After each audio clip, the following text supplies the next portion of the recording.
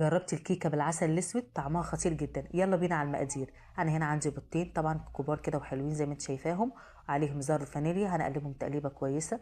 وبعد ما نقلبهم تقليبه كويسه كده هنزل بكوبايه سكر. طبعا المقدار بتاعنا دوت كوبايه سكر، يعني حوالي نص كيلو دقيق. هنزل بكوبايه زيت، هنقلبهم تقليبه كويسه برضو. ما تسرحيش معايا بقى، وحطي لاختك حبيبتك احلى لايك من ايدك.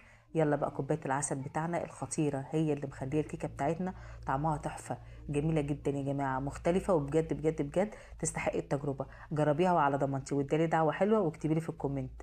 يلا بقى ننزل بالدقيق بتاعنا 4 كوبايات دقيق، يعني كده نص كيلو دقيق. لقيت القوام بتاعك سايل وخفيف، حطي كمان حبه مفيش مشكله. ورقه زبده بقى هنا في الصينيه بتاعتنا، وبعد كده اوريك القوام. هنا القوام بتاعنا بيبقى تقيل زي كيك البسكوت. هنا مش عايزينها تبقى خفيفه ولا سايله، بططيها بايدك كده. وبعد كده حطي على الفرن. شلنا ورق الزبده بتاعنا، نحط معلقتين عسل ونقلبهم كده على ظهرها. وبعد كده بقى الجناب اللي احنا قطعناها